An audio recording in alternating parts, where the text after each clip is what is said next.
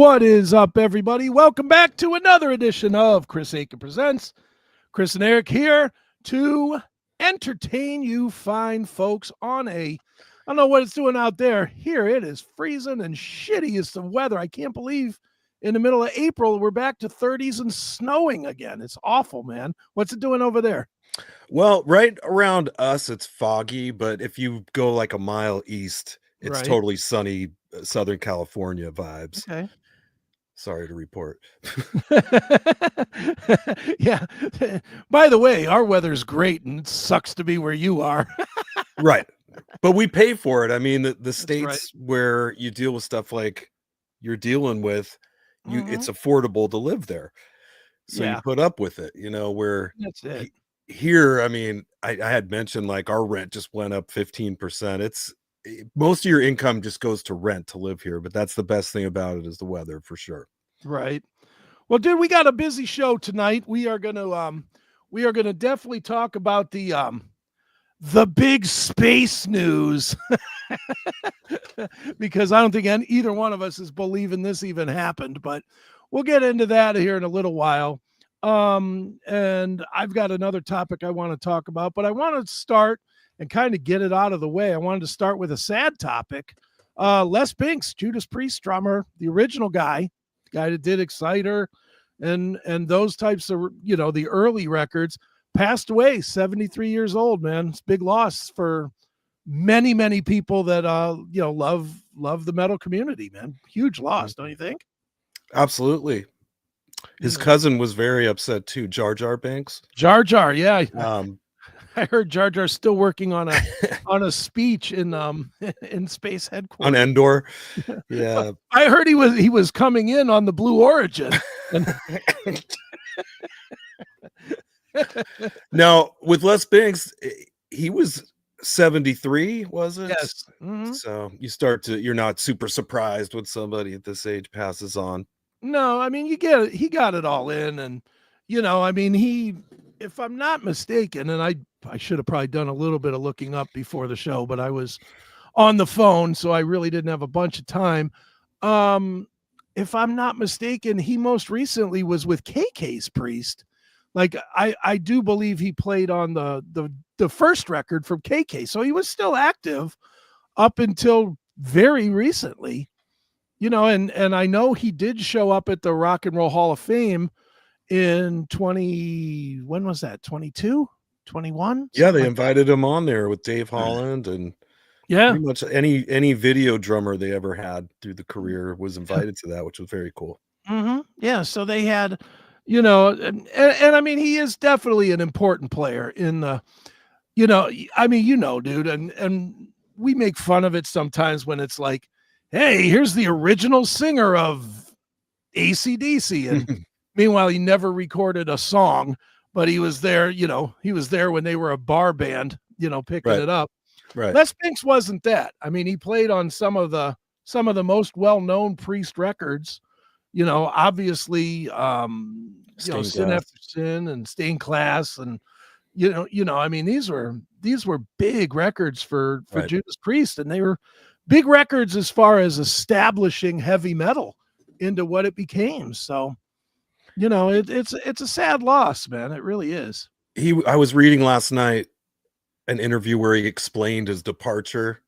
Okay. And it wasn't against the band in any way. So maybe that's why he was invited to the Hall of Fame.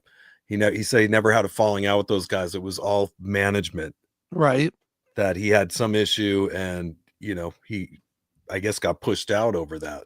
And that is an aspect of the business that sucks most. You can't really be yourself all the time, and you have to really pick your battles, because if you get on the wrong side of some of the people involved, they could push very hard to get rid of you. And they all know people that could come in and replace you.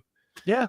And it's sad. And certainly in the case of Judas Priest, where their star was rising at that time, where they were really, becoming a major threat, there's more and more people that are going to put their name in you need a drummer? Hey, here I am.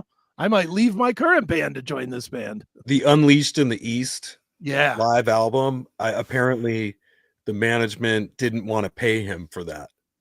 How And can that? went like platinum or so. He Yeah. said he thinks it went platinum, which I do remember that being available everywhere back then, that record. Mhm. But I think that was what he was butting heads with management over, was that record, getting paid for his performance on it.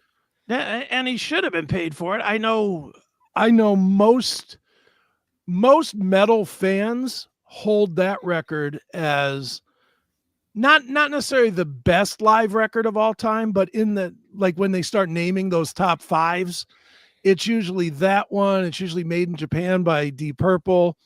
It's usually Live After Death by Iron Maiden. Maybe Binge and Purge by Metallica. It's always in that highest echelon. And he did add something. I'll be honest. His era. It's weird with Judas Priest because there's definite eras, and I truly believe that while everybody looks at Judas Priest for the guitar players and for Halford, the drumming really does. If you just look at the Binks period versus the Dave Holland period, the Binks period was more of a bluesier kind of a rock sound, more closer to, it was separating itself from Black Sabbath, but it was still in that rock more than real metal sound. And this isn't Jar Jar Binks Judas Priest. No, this is Les Binks Judas Priest, of course. But then, of course, you get Dave Holland in there, and that's when the 80s kicks.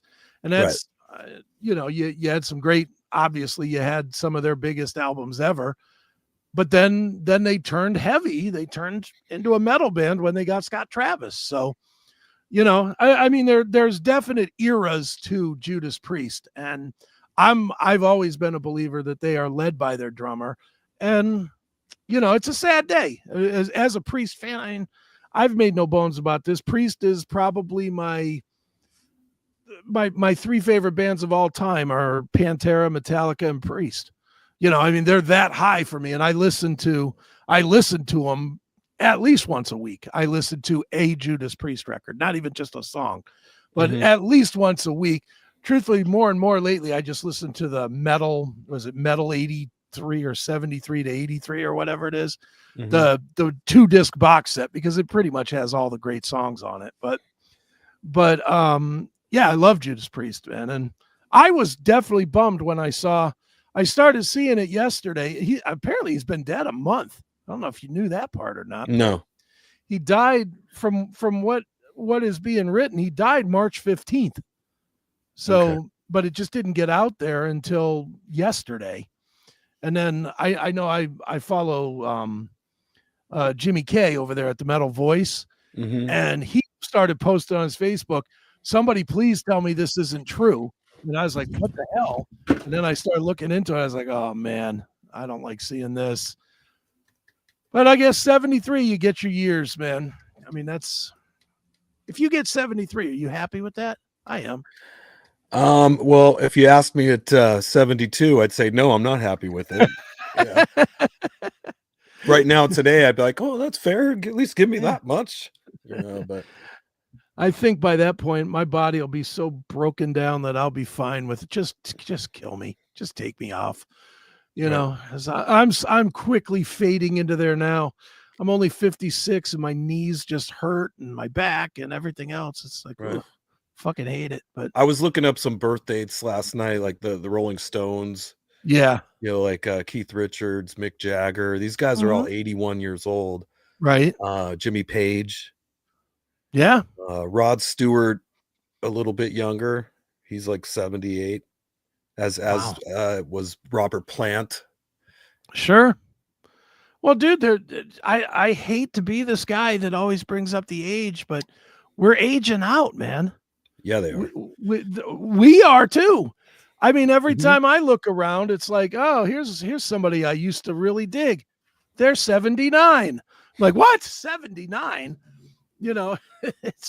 It's just everybody's getting older, and and we've talked about it here on the show before, specifically to your boss, Steven. with Steven, I mean, what is Steven? He's 70, right? Or 69 or something No, like yeah, that. he's going to be 69 in about 2 months, Yeah. 3 I months. mean, again, I hope he can keep doing it for 10 more years, but Right. that's 10 more years. Alice Cooper's out there. He's going to Yeah, be he's out with Judas with Priest. Judas Priest. Yeah. Yeah. I love Yeah. seeing that for that exact reason. We're like, well, in a best case scenario, he'll be out there. I mean, I forgot how old Alice is right now, but I think he's up there too. I want to say he's like I'm sure he 70, is. 79 or something. Alice Cooper is 77 years young. 77. 77 and going out and doing that crazy tour with all the Still pulling out the histrionics. snakes and all the cool stuff and doing all those songs. Dude, when my grandfather was like 70, it was like an effort for him to walk up and down the steps, Right. to the basement to go get, a thing of water or something. These guys, they're doing full theatrical tours at 77. Oh my God. You got to get out there and see it because there's just not, I mean, there's a shelf life to this. I mean, how many more tours can Alice Cooper do?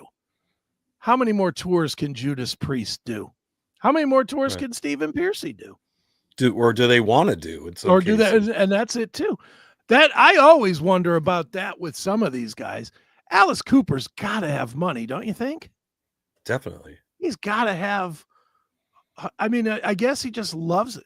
Well, I'll ask you. I mean, you're around a bunch of old heads a lot, not necessarily in your band, but bands that play with you guys too. Are most of the guys, without naming anybody specifically, are they doing it because they have to, or are they doing it because they love it, or is it somewhat of both? And which side is leading? Which side is leading? Yeah, I would say the side that has to work a little bit. leads more. Okay. Yeah, because I mean, with the online streaming and everything, all these guys that had a cushy life and haven't had to play at all for decades, Sure. all of a sudden Steely Dan's booking a tour, Right. I mean, there's the money's just not there anymore to probably keep up their lifestyles for most of them, Right. unless they had money to begin with. In that situation, you could definitely say that they're not doing it for the money, but I don't think anybody in this economy is really that comfortable anymore. Now, how often they have to play would vary, Yeah. Well, it's like I always wonder, and I'll pick the biggest metal band in the world. I'll go to Metallica. Those guys cannot need money. There's no way Metallica needs money, but they are still out there touring years at a time. Now they've made it more comfortable for themselves, but that has to be passion, right? That can't just be money. I don't want to say, you would probably know more than me. I mean, as far as like the contracts a band of that level signs, as far as them agreeing to continue to tour, I would imagine would be in there. Yeah. They might have obligations to it. I know they've taken over other aspects of the business. Don't they do their own records now? Oh yeah, they do their own records. They have their own whiskey. They have their own everything, shirts. Right. They are a business now, and maybe that's part of it is they got to be out there to make the business go. But yeah, and it's a purpose too. I would imagine just the purpose you have and the obligation you feel to that many legions of fans all over the planet that love you. You just probably feel it's your duty to do it, as opposed to where you get some bands that nobody really cares anymore, or they faded off, and those guys probably just get a regular job and go to the next chapter of life, which is like I'll probably do, right. Sure. Well, I know with Metallica, and it didn't really strike me until they played a show. I think it was last winter, not this past November, but a year ago, November. And it was like live on Amazon.com or something, or YouTube or something, but it was like a professionally shot show. And at the end of the show, they ran the credits, and the credits for Metallica had to be 150 names, maybe 200 names. I mean, it was like 5 or 6 minutes of scrolling names. And in my head, I was like, these guys have enough money, but I wonder if they sit there and think about man, I'm going to put this many people out of work if I retire, and because you got to think, especially a band like Metallica that's 45 years old or whatever, part of their deal has to be, their crew and stuff. They've had babies with them and seen them all the way through college and everything, right? With their crew, and their crew is like family. There's probably some of that too, to not want to put people out of work. Yeah. Oh, I'd hope so. You'd hope they'd care about that sort of thing. Well, some, some people that wouldn't. I know some people that wouldn't. They're just all in it only for the money. But, as far as executives that are involved, I don't know how much they care about that as opposed to the actual road dogs that are out with them driving the semis and loading everything up and taking care of their guitars and all that. But there's like, suit and tie guys that they could probably give a crap about that make millions off them. Make a big fortune off them. The senior management guys at the firm, because they're not managed by like one guy anymore. It's a firm. It's Q Prime, the company, not just this guy anymore. But well, anyway, back to Les Binks. Rest in peace, man.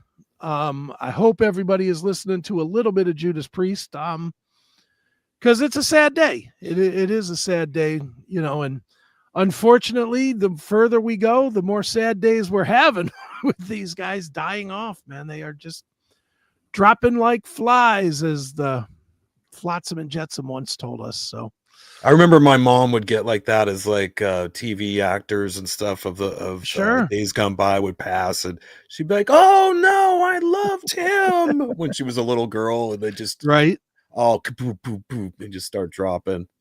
I know dude. I remember when Elvis died. I was like 9 or 10 or something, and my mom was bawling her eyes out. I mean, it was like one of her kids died. And my mom had seen Elvis, I don't know, 8 or 10 times. And she had actually been one of the front row people that got a scarf. Like, she still has a scarf, an Elvis scarf. Remember? We talked about this, and I joked that, how did she get that scarf, Chris? She blew him, I guess. I don't know.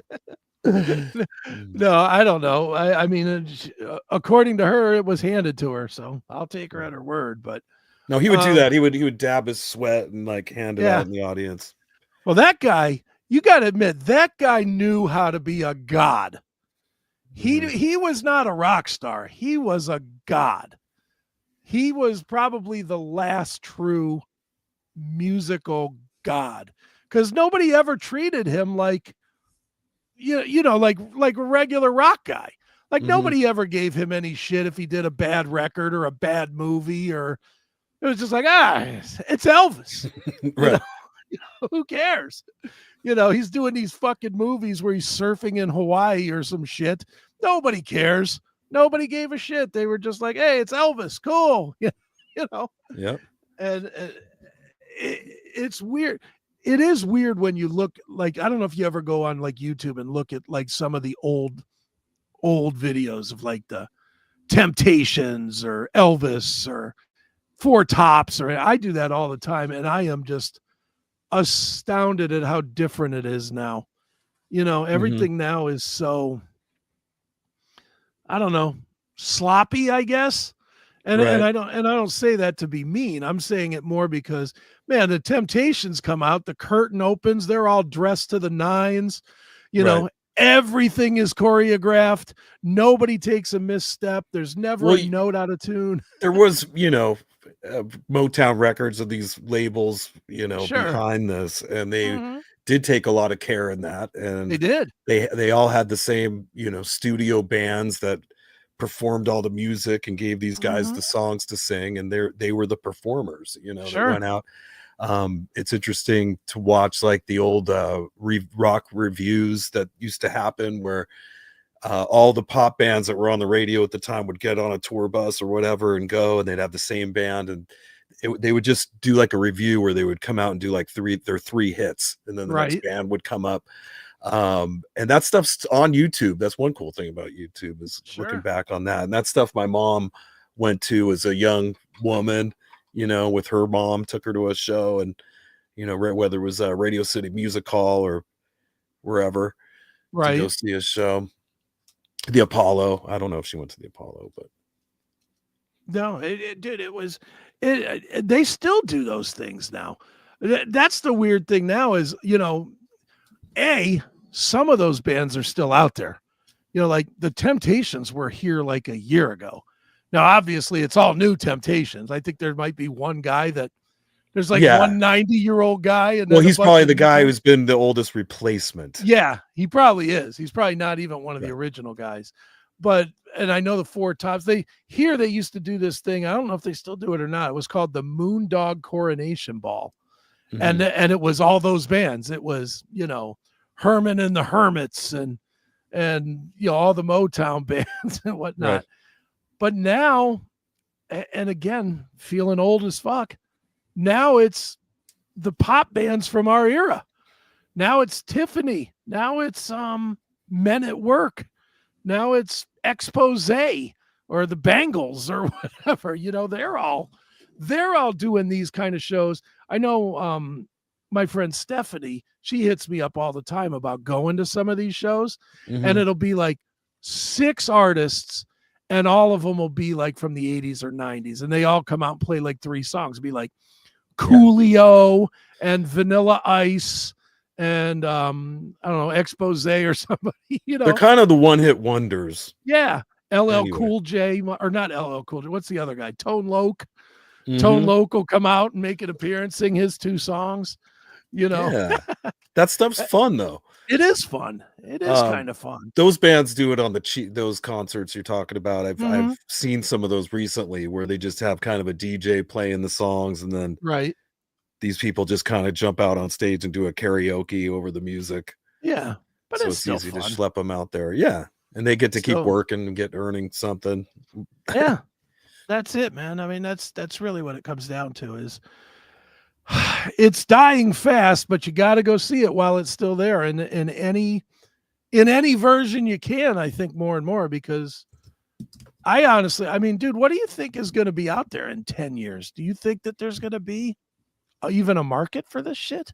Well, the bands like, Disturbed and Korn and those bands will be what we think of Judas Priest, doing their final kind of shows today. They'll all be, in their whatever. But do you think that there'll be the 90s and 2000s versions of Vixen? And I don't know who that'd be, like Sponge, maybe, or Flybanger, or do you think those bands are going to have a life? Well, they'll be able to do those cruise circuits, right? When they're doing the 90s cruise and those kind of things. I mean, they could still go out and make a living if they want to. Yeah, no, they can. The Buck Cherries, right? Yeah, Buck Cherry is an interesting band because they were never huge, but they never were small either. Yeah. They've always stayed kind of like a B band. And, and I know they just released a new song yesterday, I think. Yeah. And you know what? You're going to be shocked by this. It sounds like Buck Cherry. They work hard. They're I feel like they're always on the road. They always are, or putting out a record. Put out a record every 18 months, and they are constantly touring. So, and it's funny because they were dead for a while, weren't they? Didn't they like break up or something after the second record? And then Josh, they came back? Yeah, when I first started in Pure Sue's band, I remember Josh Todd was just Josh Todd where he was playing. Like that must be when you're talking about. So that was like 24 years ago, 23 years ago. And I don't know when they started back up, but ever since they've had the Crazy Bitch song, those guys can work as long as they want to. Packing bars of crazy bitches. Yep. No doubt, man. Well, dude, let's change topics a little bit. I don't want to get too stuck on anything because I definitely want to get to the Blue Origin, and we'll get there. But I just have this one thing that I saw, and it made me think of the hassle that you go through, and I wanted to talk about it a little bit. Something I don't think we've talked about on the show. This article came out earlier in the week. Where's it at here? There it is. about Mick Box from Uriah Heep. He's wearing this cross necklace on his neck. Okay. He got this cross necklace yanked from his neck by a bicyclist in Brazil. Guy just riding by and stole his necklace from this 77-year-old guy. 77-year-old guy in Brazil, I'm assuming to play a show. Probably having some breakfast or something. He's at some kind of event, and some fucking bicycle guy comes and just steals his necklace right off his neck. Right. And what it did, that's bullshit there. I mean, that's just crazy time bullshit. But it really made me think about the hassle that you talk about all the traveling. Right. And talk a little bit about how difficult it is to travel and how much you have to pay attention to your gear, and do you have to hold on to it the whole time, and do you see the weirdos creeping up on your shit when you're kind of doing other stuff? Talk a little bit about that, man, because I imagine it's a big deal. Just the amount of time that your equipment's like been taken from you at the airport and is going onto a plane is a huge stress. Right. And until you're standing there at the baggage claim, like looking for your stuff, and everything's come off already, and your guitars are still not out there. I mean, I can't stand it, to be honest. Like it's a lot better when your stuff's on a bus or something that's just going going ground, if you will.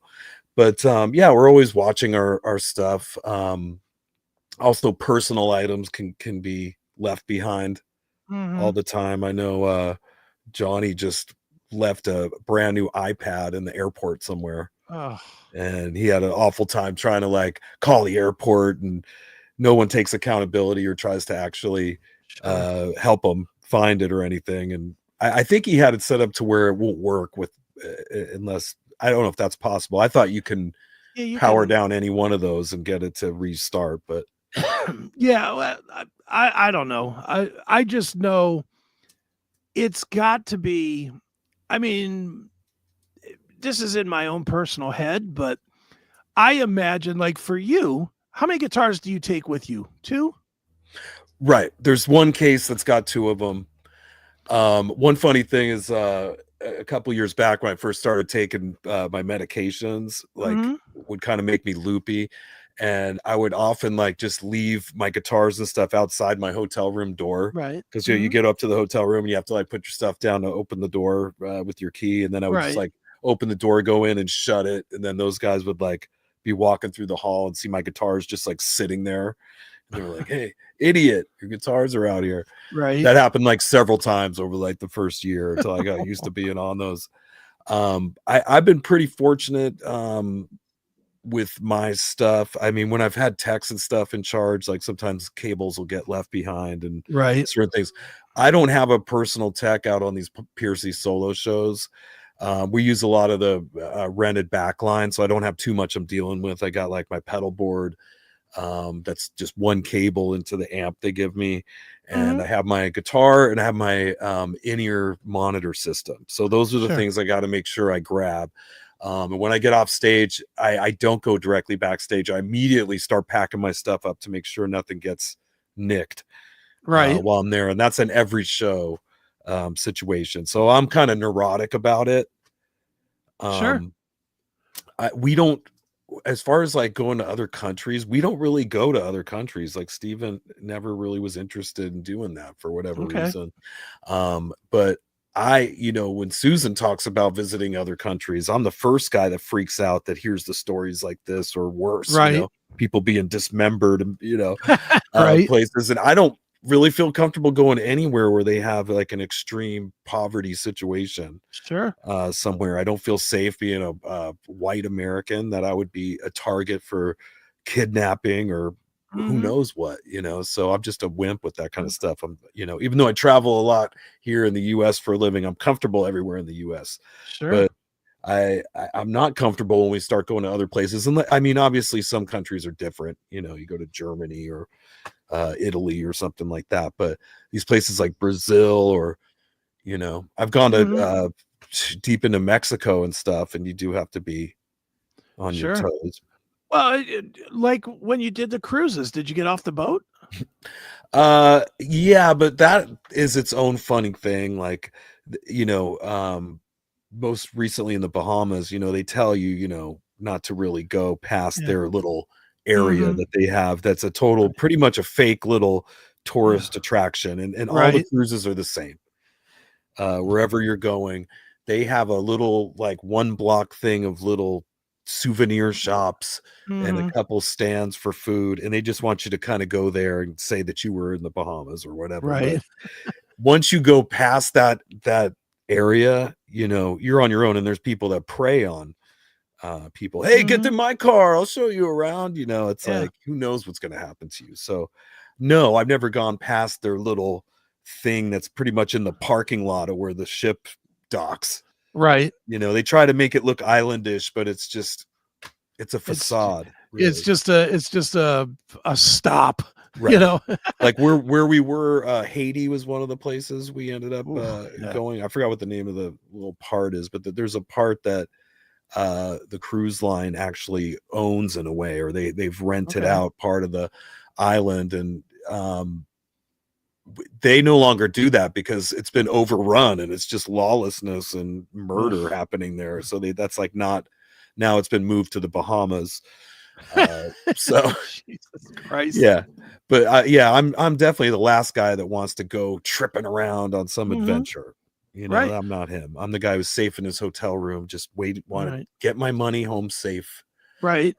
That's Well, it. dude, I have to imagine for you though, it's a stressor just checking your guitars. I Right. mean, your guitars, I don't want to say how much they cost, but they don't cost $50. No, they're thousands. I That's mean, what I mean. They're expensive. yeah, I mean, I have a what do you call those little homing beacons, those Apple Oh, air okay. whatever things. Yeah. I have like Mhm. one of those that's in my case, but um I haven't had too much of a problem with the stuff getting to where it's at. The TSA does go through it, but Mhm. there's not really much in the cases. Right. Um I'll tell you, the money is a stress, even to just, we've talked about just like what Sure. they charge to take that stuff. I don't know about Southwest Airlines anymore, since they're now charging for bags. It would be a huge expense every time. Like before, it was just if they were in a bad mood and wanted to charge me more for the size of the case, the guitar Right. case. Right. But it was kind of hit and miss with that. But now they're all instructed to charge for every bag, so Oh, it's going to throw $300 onto every ticket purchase. So I mean, I would imagine any flights I'm doing here out are going to be on Delta. sure. But yeah, the baggage fees and stuff were a whole nother um bummer. I mean, touring's just different now. You know, there was a time Mhm. where it was like, at the most, you know, you might have to fly somewhere to meet up with the bus, but if the bus was leaving out of Los Angeles or somewhere like that, you could just take whatever you wanted on this thing, anything you could Right. possibly need, and throw it on this bus. And then when the tour's over, it's gonna take you back there, and you wouldn't be dealing with airplanes and airports. Maybe if you were, traveling to Europe or something, or going overseas, you would obviously get on a plane. But now touring is mostly planes and Yeah. possibly renting something when you get out there. But yeah, it's not fun. I mean, Yeah, you try to make it fun and have a good attitude, but well, and that's always the more that I learn, and honestly, the more that I pick your brain about this stuff, the more happy I am that I did not practice playing drums and right. become a drummer, because I would have hated this life. And especially as a drummer, because that's what I would have. I mean, that's what I did, was I played drums. I can't even imagine. I don't think I'd ever be comfortable leaving my drums somewhere, like Right. leaving them to go get a sandwich or something, or even in a hotel room. I mean, dude, some of the shit that you've shown us from the hotel rooms makes me Mhm. think it ain't. I can't imagine that you're comfortable leaving your laptop to go take a 2-mile walk or go get some grub or something. I'd imagine you're probably panicky on that. Yeah, I mean, I always take those things into consideration, like if I sometimes like leaving cash in the hotel room when I go Mhm. to do a sound check or who knows, whatever thing that I might, or the show usually, you know, it's like, hey, do I take all my cash with me to this show or not? And that one, you know, I try to at least hide it in some capacity. You know, I don't just like leave it sitting on top because you never know what they might come in there for. I mean, they have the ability to come in anytime, anybody that works there, or give a key to somebody else for plausible deniability. You know, inside jobs. I think, you know, hotels in certain areas, that's more common than others. I personally haven't had a situation where somebody's gone in and stole something from me, but I know people who have. And I'd imagine it's simple because look, dude, if you go to the front desk and say, hey, I lost my key to 321 or whatever, very rarely do they say, okay, show me an ID or whatever.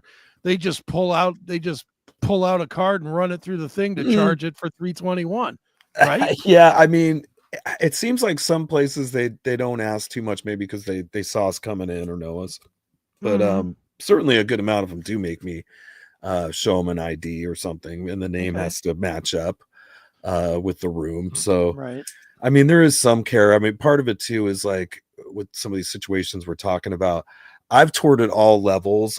I've played the butthole clubs and I've stayed at the butthole motels. Now, both of those buttholes, you have to be careful when you're at either of those. Now we're at a level where we stay at pretty decent hotels, and the venues are pretty good too, where I don't really think too much about getting my guitars all set up and leaving them on stage behind the riser in a guitar boat or whatever. I don't worry about it. Or if my stuff like backstage, I'm not worried about somebody going into our backstage that's just for us, you know, and going in there too. I don't really worry about that, especially something like pulling a guitar out of there. I mean, I know this happens, it's happened, but I just feel like sometimes it's at more buckety places that would happen at. So it's nothing I've worried about recently. Well, dude, and it's funny you're bringing this up, and it just made me think of in 2013, I guess it was, me and my friend John and Stephanie and my friend Scotty, we were all guests, and Neely, we were all guests of Dokken at it was a all-day festival, the Rock USA. It was Rat, Jackal, Dokken, and Van Halen were the four bands. And we, just as guests, and nobody knew us, you know, nobody knew us as anything, but Don was super gracious and gave us all access, got us all access passes to everything. And what's crazy is I have pictures of myself with my hands on like Van Halen's gear. You know, Van Halen's road box. I mean, we didn't do anything with it. I mean, we didn't load it out the back and try and take it home with us or anything, but we could have. No one would have stopped us because we had a pass. And I just am like, now when I think of it now that I'm talking to you and I see this story like about Mick Box and whatever, I'm like, man, it would not be hard to rip off a band. It really wouldn't be. And that's scary. You'd likely be on some kind of camera doing it. Maybe, but I wasn't from Wisconsin. You know, if I would have loaded a van and took off, came back to Ohio, would anybody have been able to find me? Probably not. Yeah. I've never seen something like this like happen before a show. Now, after a performance, that would probably be a more likely time that something would go missing. But in the case of people, you know, I would imagine this would be an inside job. Although you mentioned there's people with passes and stuff, but typically at a show, they got to go past security. You know what I mean? You'd have to like walk past the security guy that you had to show your pass to get into. You'd be walking out with some guitar. You know, he might be instructed to stop anybody from leaving with any equipment or something. That might be part of their training. I'm guessing right now, by the way. Up to it. But you know, as far as people that work there, what are they going to do? I mean, like screw up the whole show before they play by taking something important. But after the show, I could see something disappearing or getting mixed in with the other company's stuff. I mean, how hard would it be if you've got a pass to just start wheeling something out and wheel it somewhere else. If there's 4 trucks, you could say you're going to another truck and you're gone. Sometimes you just have to have faith in humanity, Chris. Well, I don't. And believe me, the little that I do, I see your stories or you tell me stories, and I'm like, oh, Jesus Christ. Well, now there's been some incidents historically that were kind of interesting on this topic. One that comes to mind is Jimmy Page. Right. I believe somebody stole a guitar from him, and if I'm not mistaken, like the FBI got involved. Oh, wow. Yeah, like if you're big enough, they'll like. Am I wrong? Maybe one of our audience could confirm this, but I'm pretty sure the FBI like pressured it and the heat was on. The guitar ended up being returned back. Maybe they were bluffing. I think the FBI is on the case. You're going to get life imprisonment. Didn't Joe Perry have one too that was stolen, like a famous one that was stolen, I believe? I'm sure all these guys at some point have had a guitar disappear, but depending on how much heat goes on this thing, sometimes it ends up going back. Sometimes it could be a drunk person, that just was like, oh, dude, I woke up, I got Eddie Van Halen's guitar in my apartment. They're like, dude, you got to get that back. Yeah. And dude, how mad would you be if you went to the stage or something and your guitars weren't there? How mad would you be? Would you lose your shit? Well, I mean, I'm sure I would have to hold somebody from the venue accountable for that. I mean, as far as the loss for me, I mean, at a top level, it's like $1,000 a guitar. I mean, I don't really play. I know to a teenager that's probably a lot of money, but that's not like a super expensive guitar, considering like a Gibson Les Paul Standard is over $3,000. Right, sure. Okay, so I play a Charvel, but it's a Charvel from Mexico at the Mexico factory. So those are, I paid between $700 and $1,000. Right. I have like 4 of those, and I take 2 at a time. But I'm not really into it for more than like $1,500 or $2,000. If they did steal it, it wouldn't be like a catastrophe. I mean, I could, replace them pretty easily. They weren't like custom made for me, which I do have some of those. Some kind of guitars were more specific to me. I think I would just, even if it was a $50 guitar, I would be so mad. I don't think I could perform. Right. I would be like looking to kill somebody. Well, like if I eventually ever get my Splon guitar back, right, that thing would be pretty hard. Any of my ones that were given to me by a company would probably be pretty easy to find because they're one of a kinds in a way. So I would totally know it's my guitar just seeing it, because it's not a what do you call that, mass produced one. Like the guitars I play, there's thousands of those. Each one, the green one, the white one, the green, the black with the green burst. I have a purple one. There's literally tens of thousands of people that have those same guitars that I play. Like I did a little bit of customization to them on some parts, but for the most part, it's those guitars. Sure. As I said, it could be replaced. Okay. For me, it's not as bad as some of these guys that recorded Stairway to Heaven on this double neck Gibson. You know what I mean? We're gonna need that back. Right. That's funny. Look at this. I'm with Chris on the touring thing. Wanted it more than anything as a young guy, but realized how much I'd hate that lifestyle. Still love playing and recording music, but no road for me. I get it. I get it. Yeah.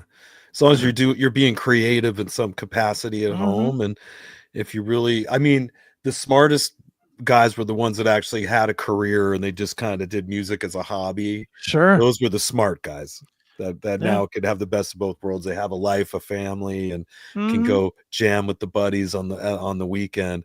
And then the idiots like me who were all in on the music career have no idea what we're going to do now. Yeah. Yeah, but you lived it. I mean, dude, when I was young, I wanted it as bad as anybody wanted it. I wanted to be a rock star. And I mean, I played drums and I sang, and I wasn't really very good at drumming. I learned that very quick. I just couldn't play I couldn't play. I was bad with my feet. And maybe that would have got better with a ton of practice, but I just couldn't do it. But we played exactly one gig, and I knew I didn't want to do it anymore. Yeah. Because we played one gig. It was a Domino's Pizza Appreciation Day show. And we're out there playing the weirdest combination of fucking music you could imagine. In one breath, we're playing like Brown Eyed Girl and shit like that. And then we're playing like For Whom the Bell Tolls. It was. Then they're like in the crowd going, play something you know. Yeah, pretty much, because we weren't very good. But I remember after that, and we did it, you're a brand new band. You play those gigs for nothing. Right. We played that gig for pizza. Quite honestly, we played it. Everybody gets a pizza if you play it. And we played for like 4 hours. It was like 3 sets of it. 4 hours? It was like 3 sets of like songs. Any repeats? No. We had, For Whom the Bell Tolls, one more time. No, we had our songs. We had plenty of covers, and we had a few originals, like 2 or 3. But what I remember most was we played that on a Saturday. We always practiced on Tuesdays. And I remember I went to our practice spot on Tuesday, and our guitar player, who was no better than I was as a bad drummer. I mean, he wasn't good. He was not Yngwie Malmsteen by any capacity. And he comes to practice and says, I'm just letting you guys know that I'm not playing any more gigs unless I get paid $150 a gig. Wow. And I was sort of the band leader guy.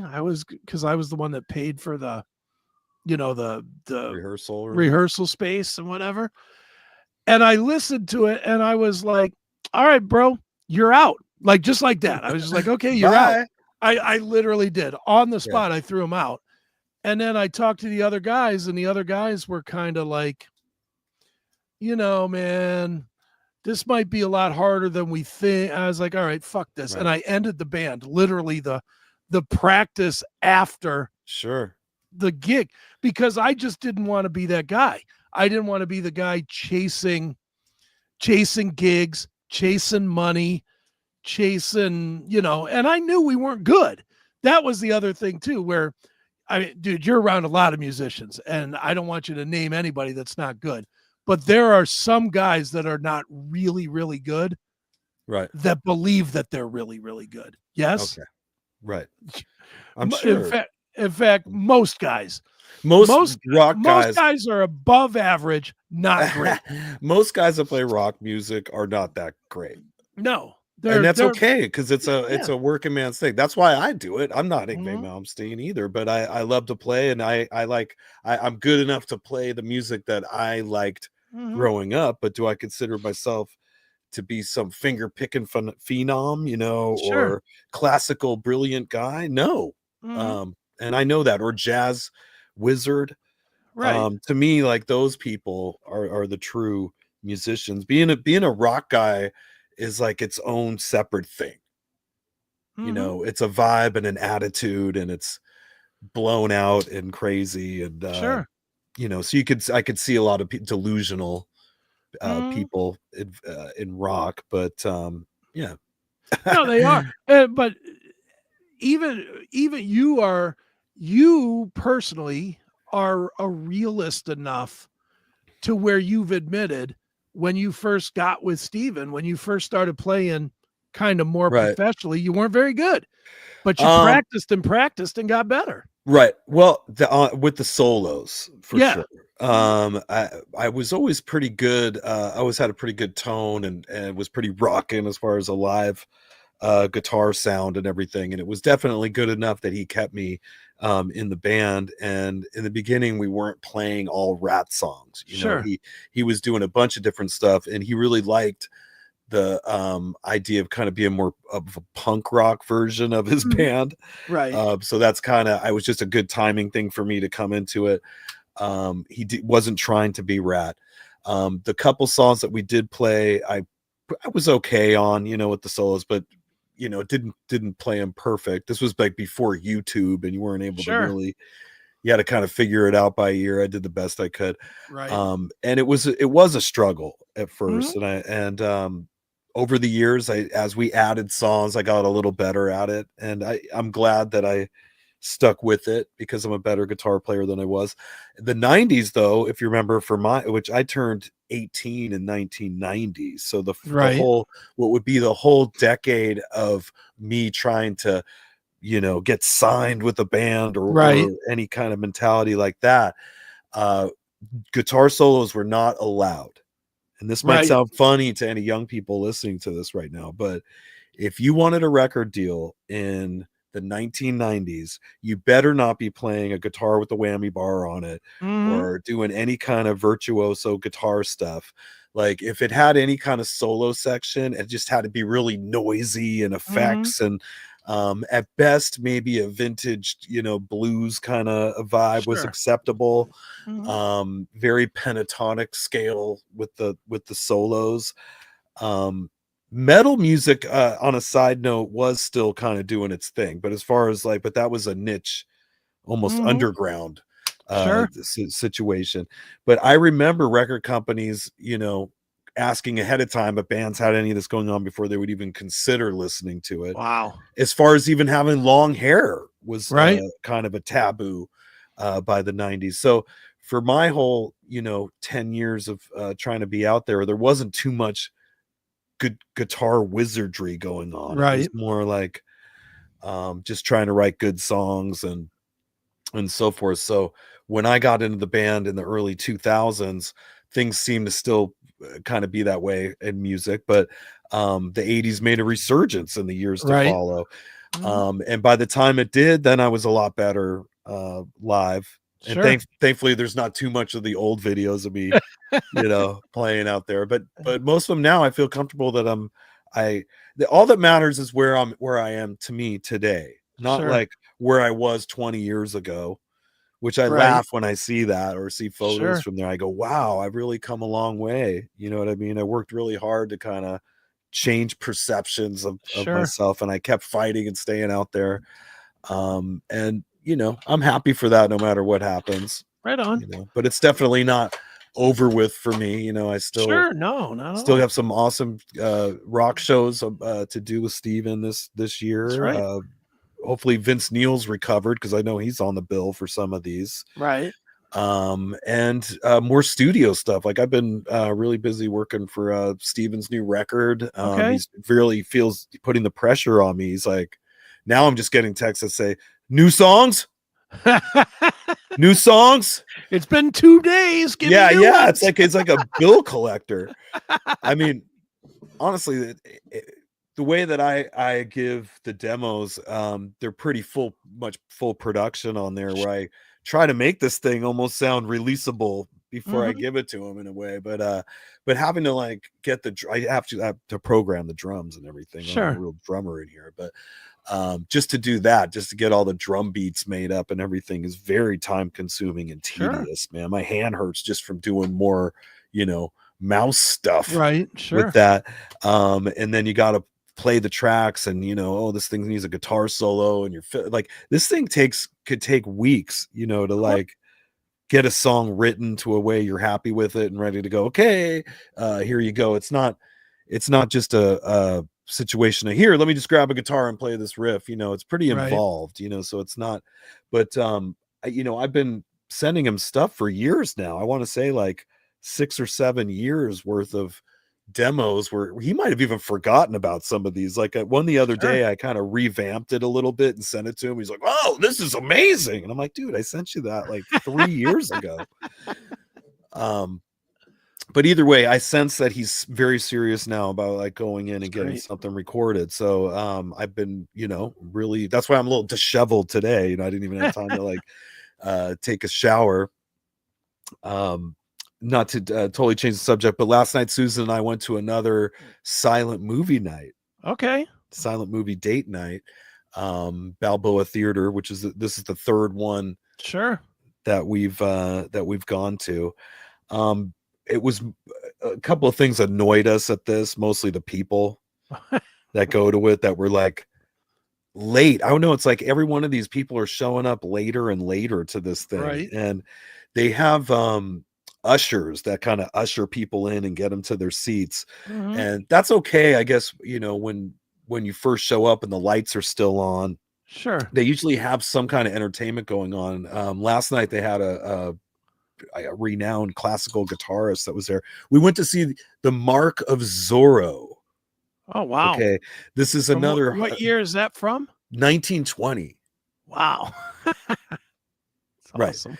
Yeah, these movies that the theater is over 100 years old, and the silent film era, this is over 100 years now. And back in the day, they used to have a live organist that would be in the theater when you would go to see a movie back then in the silent era, or a piano player in the least, and they play a live soundtrack just to give it vibe. And the movies would always have like a text page that would come up for any dialogue that needs to be said.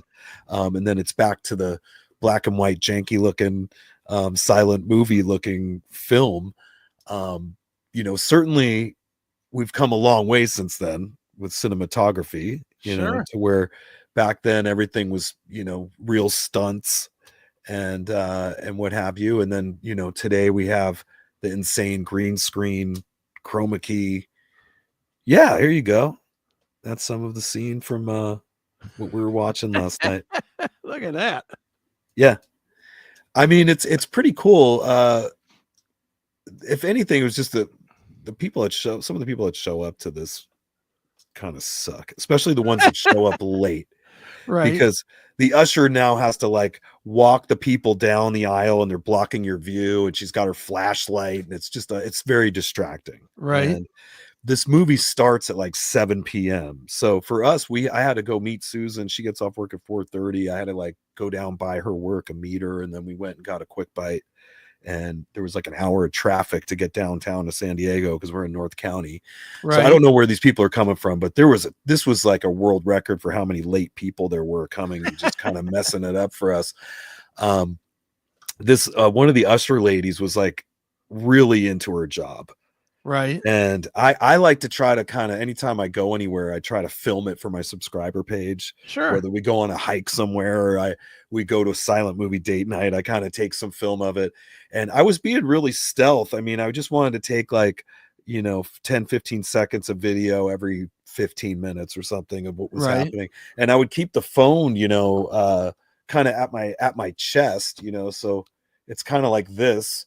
And nobody behind me can see it. But if you're an usher walking down the aisle, you might catch it. But she totally busted me. She's like, "There's no filming here during the movie." Oh, shut up. And I was like, shit. So I'm glad you showed a couple scenes. I on my little thing I made, I had it. But what's cool is you see the Wonder Organ, which there's only like 2 of these in the country. Nice. And one of them's at the Balboa Theater, and it's super cool. Like the guy comes from underneath a stage, so it's like this organ just comes up, and it's all lit up and everything. It's like like a Liberace's wet dream. This thing, but it's cool that this organ also has so many different kinds of sounds it can do and effects and everything. Okay. And it's just entertaining to watch. There's only like 2 guys that can even play this thing, right? And is this one of those that has like multiple layers and stuff? Yeah. Okay. It's all lit up. It's the coolest thing.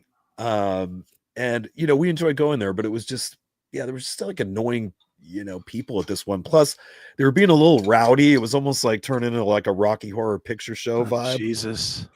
Like the classical guy that was playing, like, some people seemed like they just got drunk at dinner and showed up. They started like clapping. Yeah, hey, they were like totally like clapping out of time.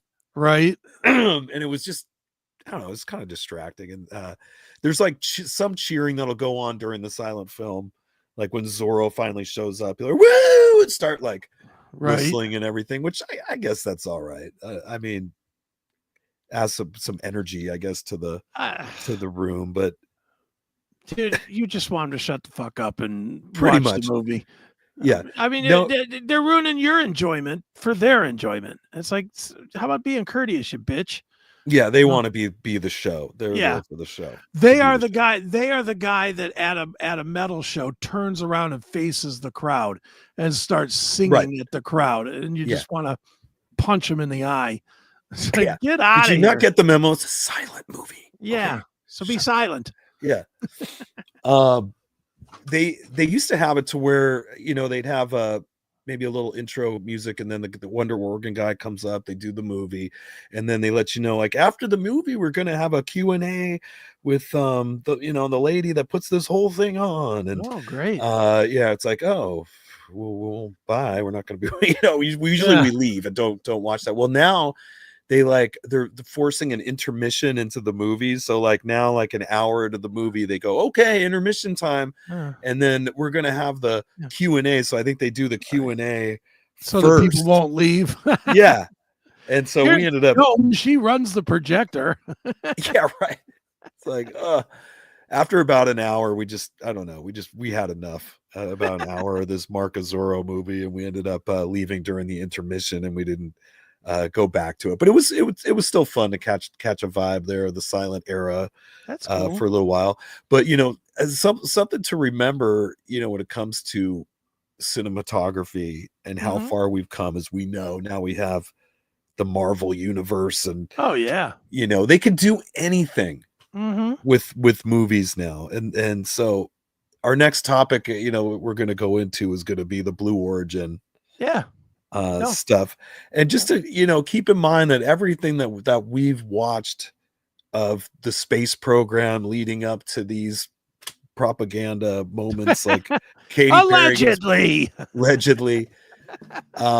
it's always been a movie, right? In my opinion. I don't know much about this. I'm going to let you explain this, but I watched a couple of clips and was like, I'm not even that prepared for it. I mean, honestly, I just kind of heard about it. Like, Susan brought it up, and I was like, because that's she is not in agreement with my views. Of course not. whatsoever. I mean, I'll just be honest, she's pretty embarrassed. Right. As are most of my family, friends, and majority of bandmates. None of them share my perspective, but I don't care. I mean, I don't adhere to the narrative. You don't need approval. You don't need approval from anybody to believe what you believe. Well, let's do this, man. We'll get into it here in a minute. Let's sell some picks, and then we will come back, and then we will talk about the Blue Origin and if it's real or not. How about that? All right. Sounds good. All right. So hang tight, everybody. It is Chris Akin Presents. It's the limited edition 6-pick set from Eric Ferrantino's. Get your autograph set today at ericbinks.cmspn.com. $25 includes first class shipping.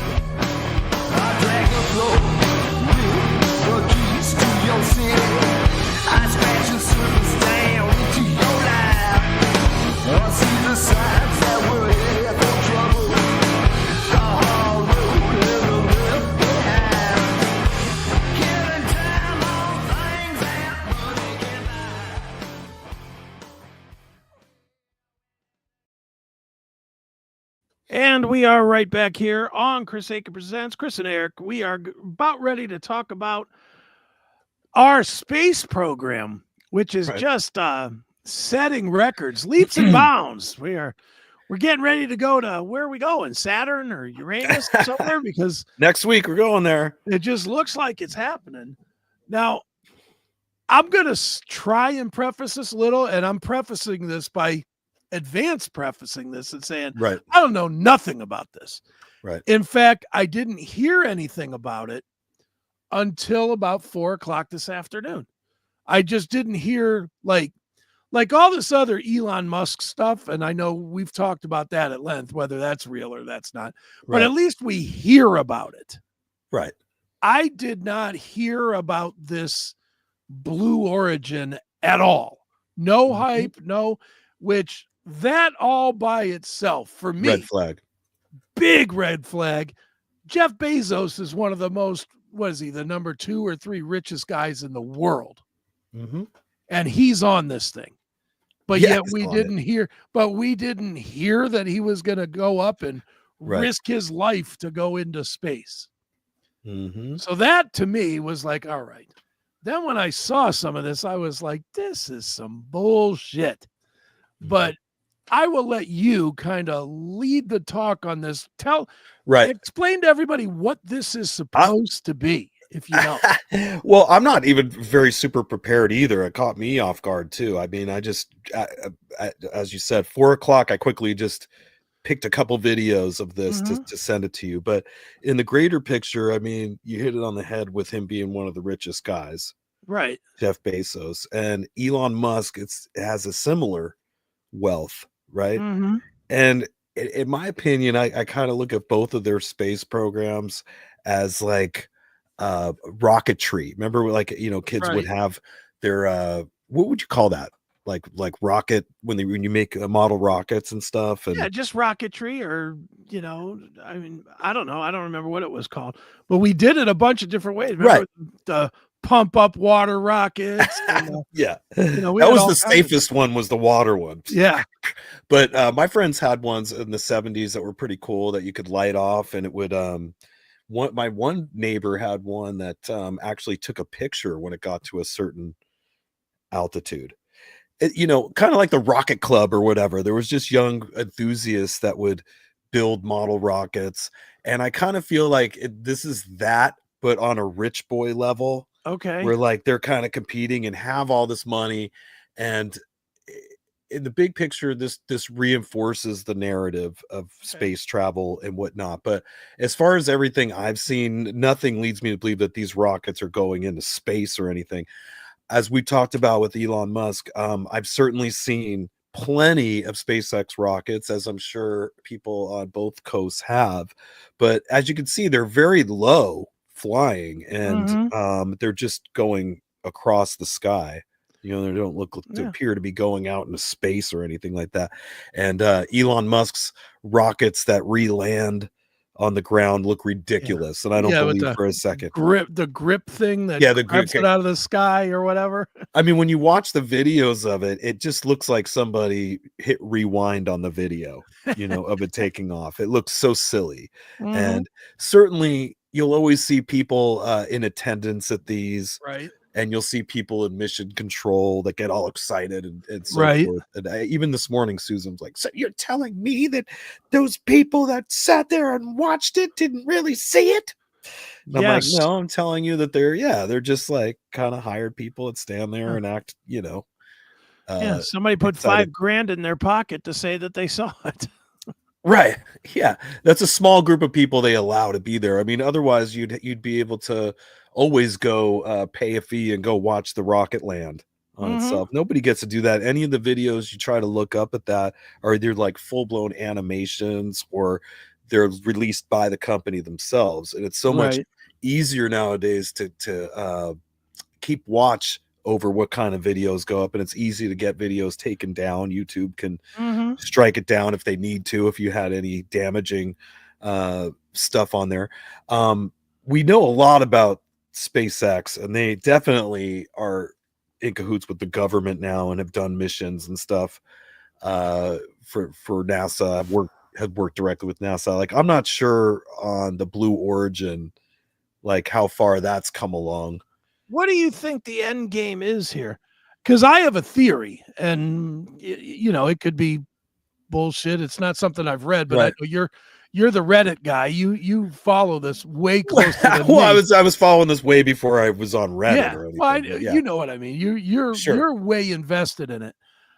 The fact that it is Jeff Bezos and Elon Musk almost makes me think that this is a battle to own the world communication. Oh, certainly you're onto something there. And that's why they're doing it. They're establishing themselves as the space guys.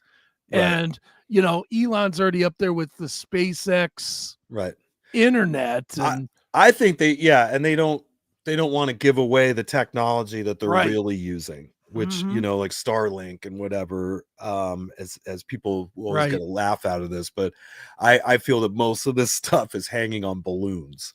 out there, like Right. military grade balloons and helium, which the government is the biggest purchaser of.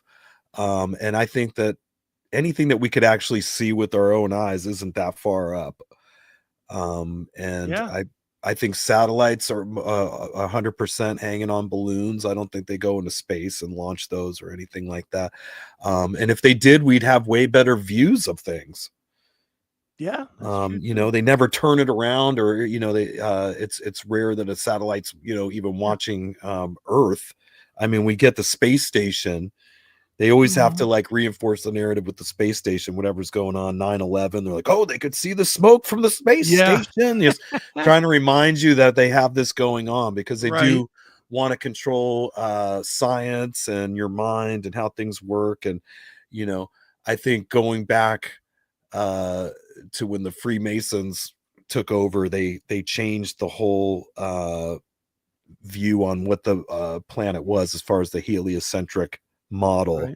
They only introduced it like 500 years ago. Right. And most people were way against it. Everybody thought that the Earth was a flat plane or a flattish disc type scenario. And the Freemasons came in, Copernicus, and totally changed that and got the churches on board and everything. And then science took, was the new religion. Yeah, science is the new religion, and we're spinning, 17,000 miles an hour, and we're on a ball, and we're flying through space. Yeah. And I've never understood that theory, that exact theory that you're saying. If I've been on a cruise and I've been on boats before, and I mean, you hit a rogue wave and it knocks you on your ass. You're going to tell me that somehow we're spinning 17,000 miles per hour, and it is so perfect, that it doesn't affect our balance or anything? That's because you're also falling through space at 66.6 thousand miles an hour. So when you're doing both those things, it's so crazy that's like nothing's happening, Chris. I get it. All right. It's a push-pull. Right. Now, most of us don't want to look stupid. I'm always willing to look stupid on this show. Sure. And that's why I never prepare for it or have anything. And that's probably why I'm still alive today, because I go, nobody's going to believe this idiot. Right. He never even graduated high school. But I think when it comes to math, it's easy to like blind people with math and scare you away, because they're like, hey, look at these super brainiac people that went and over the math and they say it's correct. Well, you could make shit up and make the math work on it. I mean, people do that with their taxes every year, right? Well, dude, and let's be honest. When you see a big long equation, nobody bothers to actually. Yeah, you're gonna double check that. No, everybody just sees it as ooh, hey, fuck that. I want nothing to do with that. That's too much. Now there are, technologies, surveillance and communications and things like that. But to keep the narrative going that we're having these things in space, they don't probably want to give it away that, we're actually just hanging these on balloons and the Earth's not what you thought it was. I mean, that would upset a lot of people, and it would screw a lot of things up. They'd have to change science completely. And, they like having that control over our minds. And if you started coming up with some more fantastical reason for the way things are, you might lose control of the people. You know what I mean? If there was a supernatural thing going on, or you found out that we're actually an experiment and put into some kind of, snow globe situation, people might lose it, not follow the rules, and have felt lied to. I mean, you could understand why it's an important secret. And they don't even want you to go travel to some of these places like Antarctica. You could see a good part of it, but they have their own Antarctic task force that it's like their own military there to make sure nobody goes. And they've signed what's the one agreement that they all the countries signed not to go digging around Antarctica. Basically the Antarctic Treaty. Yeah, if you look up the Antarctic Treaty, this thing just keeps getting prolonged and prolonged. And normally when there's resources involved, there's going to be the big countries are all there carving it up. And and taking it. But they've all signed a treaty that nobody's going there, and there's no scientific exploration. It's just off limits completely. Right. And it's a good chance that could give away in part what this place really is. Yeah. But for these big dogs in business, you know what I mean? Elon Musk and Jeff Bezos. I mean, these guys are at the very top, of the not the top of the elites. I mean, that would be going back bloodlines, the Rothschilds, the Rockefellers, and these things. But these guys are all descendants of them in some, capacity. But their companies are, some of the biggest around. I mean, Amazon. I mean, at some point, we're probably only going to have Walmart and Amazon. And we're getting there fast. Right. We're getting there very fast on that. And these guys have been given the gift of being the face of these companies. And I think they just have fun with it. I mean, they're worth, hundreds of billions of dollars, these guys. And I do feel like it's just a rocket club and it's a joke. And, obviously they have to work with the governments and whatnot. And they probably all agree to go, yeah, let's have some fun with this. We'll do our rocket thing. And they have these penis, basically they're shaped like penises, right? I mean, these rockets, and they're, no, I have the bigger penis rocket. Yeah. But people being on these crafts, no way. And definitely not going out into space. The Van Allen belts are a deadly belt of radiation that not even instrumentation can get past. Certainly not a rover that's made out of tinfoil or whatever. No, none of these stories of even the unmanned stuff is true. And really it's just headlines. I mean, when you look further and try to look up this stuff and you just see how cheesy it looks. Right. And how it's obviously there's something off about it. They're hoping you don't go that far into it. But today I had to grab some videos just for us to check out, and honestly I'm watching this for the first time with Chris, so all right, well, this is really a reaction video. I don't have much shtick planned for this, but let's see what we got. Let's see what we have here. There's the live feed, I think. Okay. Oof, that was loud. That's a bit loud. Put that down here. Let's see what we got here. 1, 2, 3, take up space. All right. Mm-hmm. Just stop it. So you put up Gayle King, who's famous, and isn't Katy Perry in this mess somewhere? Yes. Katy Perry, who's famous. So what's the guideline here?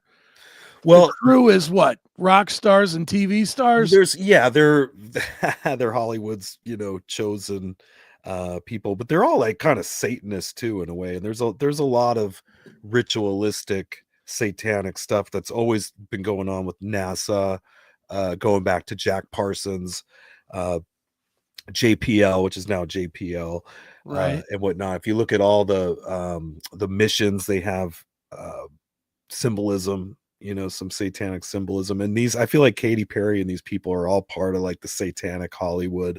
Sure. So it doesn't surprise me that they'd have these actors be a part of this. I mean, they're not putting, some high school kid who's got leukemia and is going to be dead in a year on here, Well, and not for nothing with this video, but for how many years have we seen the astronauts strapped in and where they can't move? And, right. They're changing that, right? Yeah. Well, now this is like not like orbit or anything, is it? Because they just went up and down, right? Well, they're making it look like that. One thing I don't know if anybody could confirm this. When Susan started telling me about this, she goes, well, they were the whole trip just took 11 minutes.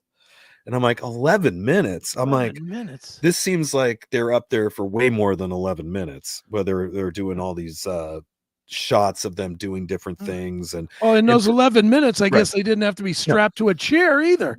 Or also, Chris, just thinking about it, they've also not even been psychologically, analyzed to know how they would react in a crazy situation like being up here. They have no training like we saw on the right stuff or anything like to make sure that they could handle anything that happens. I mean, these are just people with no experience whatsoever being put in here. Well, and then wait a minute, Eric, you're getting a little carried away. Gayle King does do a morning show. Right. Katy Perry was like hung up on some kind of strings at her concert where she was flying around over Baphomet. She dances. Don't forget that she dances she danced at the Super Bowl or something. Well, you know, I mean, she had kind of some rocket background with when she wrote oh shit, what's that song she had? Firework. Yeah, Firework. That's right. Yeah. I mean, that's all a lot of these things are that we watch that go up. They're fireworks. You know, in Elon Musk situation, you know, we've watched like 2 of those things blow up in the last month. Right. You know, you're going to tell me that that Jeff Bezos is going to risk somebody of that level is going to risk his life to go on this thing? I don't know if that would be advised. That would be an ill-advised move. They're certainly not going to put him and a famous TV star and a famous rock star all on the same thing that could blow up. Come on. Right. Well, this is full propaganda, and you know, this is to get them all in their little outfits, and you know, this was obviously all scripted. And I mean, at one point, I think that one of the girls on here is all of a sudden holding a dandelion. Let this roll for a second, Chris. Right, this is ridiculous. All right. Oh yeah. Pretty dark in there. Tamir's in space. Yeah, this is totally fake. Look at this. That's Katy Perry. Katy Perry somehow gets, what is that? I mean, astronaut daffodil? Perry. What's that thing called? Daisy. A daisy. She happened to bring a daisy. Perfect on there, right? That's what you're going to bring. A daisy, a little fragile daisy. She just happens to show peace. Right. Peace not only on Earth, but anywhere near Earth. Come on, Eric. Don't you get it? Right. It's pretty silly. And I think realistically, I mean, most people just going on an airliner are kind of nervous. They don't like anybody doing anything weird. They, you know, nobody doesn't want to put their seatbelt on when they're getting on the plane. Right. And I'd say half the people don't even want to look out the window or more. You know what I mean? It's sketchy. Just being on an airplane. You're going to tell me these people are in space for the first time and they're, you know, not even frightened, or, you know, I would be like, holy shit. I'd be like totally strapped into my seat and very worried about moving around and feeling very uncomfortable. I mean, and these guys are just doing TikTok moments here. Right. With Daisy is her daughter's name, hence the flowers. Well, J-Rad, thanks for clarifying. Now I totally believe it really happened. Yeah, now it's real. Now, doing any kind of shots where there's a window with space in the background, I mean, that's pretty easy stuff. I mean, I don't know why people. Do you think in the movie? How big is this thing that there's somebody holding a camera taking these pictures? Right. Who's the camera person? Yeah, who's holding the camera guy with the shit in this thing? This thing must be huge. But you know, movies like Gravity and Interstellar, I mean, they're old now. Those movies are probably like 20 years old, right? They were way beyond doing stuff that looked totally real. You know, so this isn't hard to fake, guys. I don't know why people are so duped by it. They're like, you can't fake this. You know, no, they can, and it's very dark in there. I just thought that was interesting. There's another short video after this that I sent of one from 3 years ago that looks much different than this, just to compare it. Yeah, we'll pull it up. You want to watch more of this one? Or you want to? Yeah, let's watch the rest. This is short. This is short. Here we go. So Katy Perry. I got you, Flynn. Oh, good. We got Beanie Babies too. Bringing some Beanie Babies up there. You notice how short these shots are? Guys, yeah, I have to tell you, look at the moon. Look at the moon. That's amazing. Look at the moon. Wow, look at the blue line. Oh my gosh. Oh my look god. Look at the globe Earth. It's a globe. It's a globe, look at everybody. The blue line. Look at the blue line. It's probably drawn on the window, you dumb bitch. Right. Jesus Christ. Yeah. All right, here we go. That's our pink moon. Okay. Oh, heart. Oh, represent the Bahamas. Bahamas. Oh, look, a butterfly. All these props they took with them for this. Whoa, that's great. Was that a dentist chair? Looks like a dental chair, doesn't it? This, I mean, I'll tell you, the fact that there's like really dark lighting in here, I could see why they would have to do it like that. these guys, just for faking it, you know, Yeah, to make it not look too obvious. This is pretty dumb. Yeah. All right, here we go. Finish this up. Amazing. Oh, it's amazing. Oh, It's that's amazing. Yeah, it's amazing. All right, let's find the other one here. Right. Maybe 1 second. Now, there's different ways to achieve weightlessness too. Like they could be on like the vomit comet, like we showed a few episodes ago, where a plane does like a parabolic maneuver, Right. and then you have a certain amount of time where you can float around. And you know, looking at some of the footage in here, that would be enough time. Like these clips are pretty short if they were filming in a green screened vomit comet. And okay, we're gonna go into a move, and then now Katie, you do your Daisy thing here, and you know the other one do her thing. They can get a quick shot of them doing, but I don't even know if they would have them doing that. I don't think they need to anymore. You know what I mean? As far as like filming a movie with special effects and CGI and stuff, I don't think they would ever have to get onto a plane like that. They may not even have gotten together. This could have been all AI for all we know. It could be a lot. Yeah, it's true. Why wouldn't it be? Why would you pay all these people to come and do this shit? And maybe they don't want to really let you be able to see them very closely while they're on these shots inside the ship. Right. Because you would kind of notice something's off about the skin tone or something like that. So they kept it really dark in there. I mean, you could say they kept it dark just so they could see outside and get a better shot of the outside, but that's a convenient excuse. Yeah, it is. All right, let's watch a little of this other one here. Here we go. Okay. This is one from 3 years ago, which looks totally different. But either way, this looks very suspect, just how they have this kind of set up here.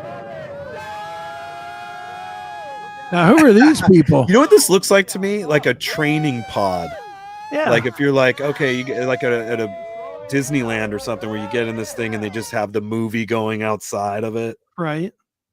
Now, who are these people? Are they actual astronauts? This was another Jeff Bezos Blue Origin from like 3 years ago. And it's much different in the sense that they don't look very altitude-wise pretty high at all, right? No. Well, they just took off, it looked like. They just took off and they're already kind of, looks like they're kind of moving, but they're not nearly as far away from the Earth. No. As they made. That doesn't look any higher than an airplane. Right.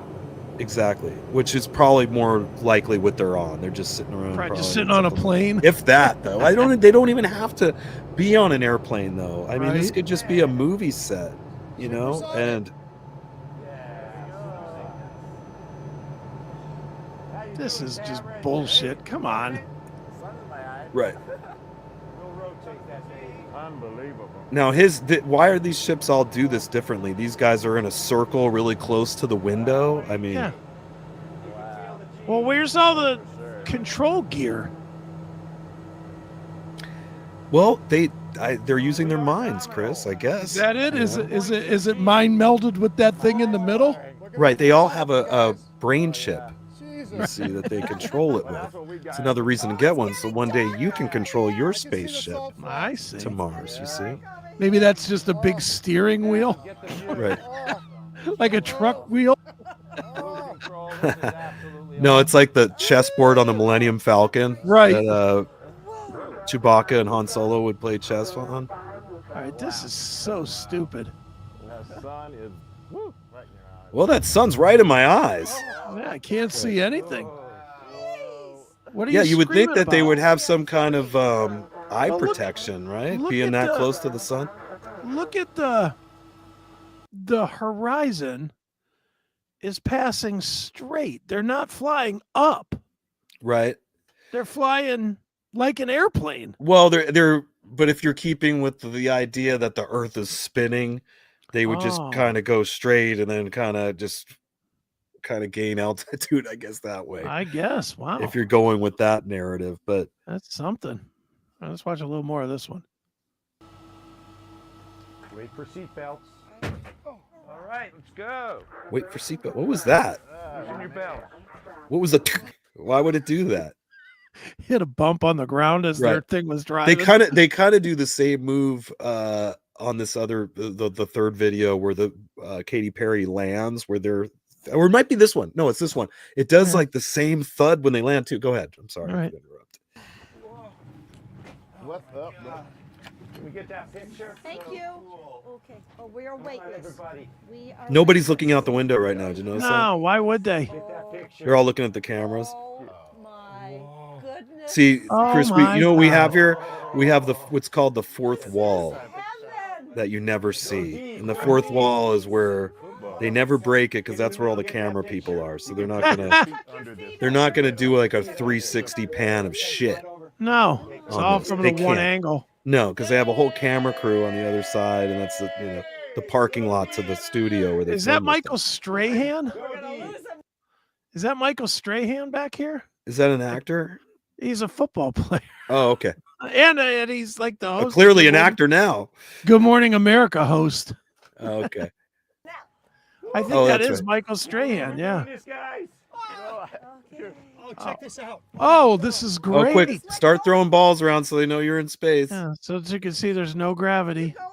No, again, like I would be nervous. Like I'd be like, stop throwing that around. Just like on a plane, if somebody started roughhousing, I'd be like, you're gonna fly out the window. Stop it. Yeah. You would be concerned. You'd be trying to be very careful. You wouldn't be doing anything to jeopardize the craft. Meanwhile, these guys are doing flips and putting their feet on the roof and shit. Right. Let's act like jackasses. Honestly, Mission 19. it's just not. Sun in my face. It's not behavior you would think would No. go down. This as is I'm so watching this. stupid. Yeah.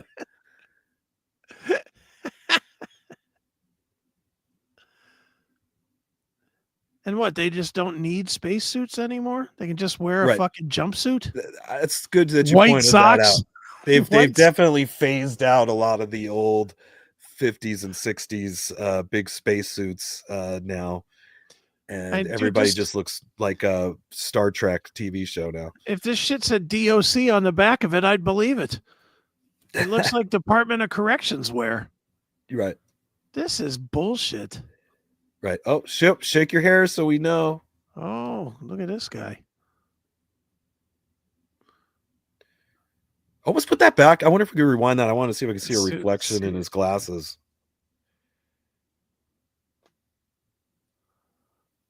Just far, a little further.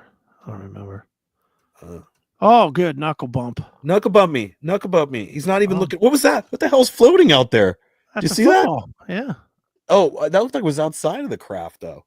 Might have been. Oh, interesting. Does it matter? Where'd that guy go? I did back it up. Here he comes. Okay. Oh, it looked like it was just a computer screen kind of. And his purple screen.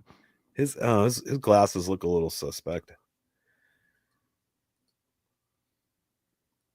Weird, like Yeah. Just looking That's at a weird. computer that says, okay, now lean back. I don't know. It's just that's not what I expected to see. Like I'm not sure like how this is being filmed, but yeah, they could just go no helmet. Why not? Sad. Yeah, nobody's worried about they see obviously they have cameras up there at the top. You see Oh, that's good. Scooby 299. Why not? These are just ordinary people experiencing this for the first time. Of course they're going to goof off a bit. Really? Is that what you would do if you were like all of a sudden on the spaceship? Like, well, we're here, start flipping. Yeah, let's I mean, go. I would have my phone out. I'd be like filming the outside. I would be like amazed trying to look outside. I wouldn't be goofing around like with these guys inside. Yeah, the let's thing. throw a football. And so I guess is there supposed to be another part of the ship where people are actually piloting it or something? I mean, how's this? Who's Well, flying this Again, thing? I'm still looking at the horizon. There is not any higher than an airplane. Well, I mean, if that was actually we were to believe they're really there, that would probably be the stratosphere, like getting up there. Oh, I would imagine, but this is so stupid. now they try to imply like these are very fast trips for them, and they don't actually go into space. Mhm. It's interesting because they also won't tell you like where the Kármán line is of where all of a sudden you'd be floating if you went up. Right. Like they haven't nailed it down to an exact altitude. They could tell you, oh yeah, as soon as you hit this, altitude right here, you start floating. Right. We don't know what that is, but obviously this thing they want us to think that they've gone up that high. And I don't know, we all just keep seeing the same stuff, the floating, the throwing stupid props around. There's like, whether it's NASA or Katy Perry, there's nothing scientific happening. No, nothing at all. All right, I'm gonna pull the third one up because we're running out of time here. Okay. So let me get the third one. Sort of walk here. us through the physical part. So as you of mentioned, what they'll Jeff experience. Bezos actually went along on the ride for this. He's Thank part of God. this. Now look at these sexy outfits these ladies got for this. I mean, Hotness. I mean, they range in age, but they're all one thing they all have in common is they look good in the outfit. Yes. So they were cast in this for that, for sure. They all have great hair. They got to make sure their makeup's good. I don't see any helmets going on them for this. No, why would you need a helmet? Stop it. Right. This is very suspect. So we got the big penis launch pad here. Oh, ring the bell. Oh, gotta ring the bell. That's Satan's bell. Is Hell's it? bells. Hell's bells. Yeah. Yeah. I mean, taking up space. none of them look at all concerned. No fear. She's just worried to make sure she gets her mark and stays smile. Keep social distance. He's 5'6", by the way. Is he? Yeah, I looked that up today. Light this candle. See, Scooby don't believe you. These short flights have nothing to do with science, just a freaking expensive joyride. See, that's the only negative thing I've been seeing from the public is the public is so well conditioned, Chris, I have to say. They actually go, God, how dare they leave that carbon footprint? You know what I mean? They're already been like socially conditioned to be like carbon taxed and climate taxed.